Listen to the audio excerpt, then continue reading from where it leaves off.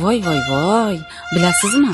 Dunyoga mashhur gigant yozuvchilar o'zlarining mana bunday dahshatli asarlari ortidan kitobxonlarning tuhmatiga qolib ketishgan.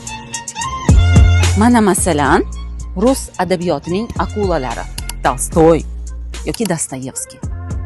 Bu yozuvchilar o'z romanlarida insoniyatning tubanliklarini shu qadar dahshatli, shu qadar ishonarli tasvirlashganki, o'qigan odam, masalan, uning o'zini sadoqatli o'quvchilari, hattoki Dostoyevskiyning do'sti ham ularga yozuvchilar bu qahramonlardagi holatni boshidan o'tkazmaganda bu syujetlarni shu qadar ishonarli tasvirlashmasdi. Ya'ni Tolstoy unday, Dostoyevskiy bunday degan tuhmatlarni ayamasdan yog'dirishgan yoki bo'lmasam Mark Tvenni asarlaridagi ba'zi so'zlar tufayli irqchilikda ayblashgan.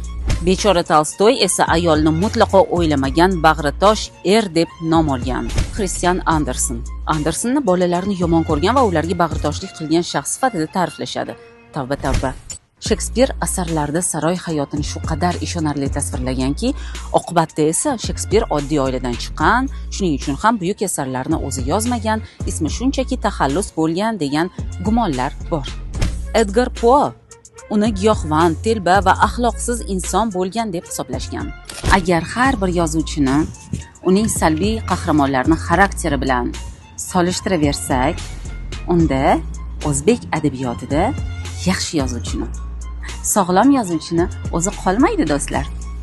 Masalan, Erkin A'zamning asarlarini o'qiganmisiz? Uni bu asarlari uchun siz bu yozuvchini otib tashlaysiz. Yoki bo'lmasam Murod Muhammad do'st. Uni dorga osasiz. Nazariy Shonqul. Zahar berib o'ldiramiz.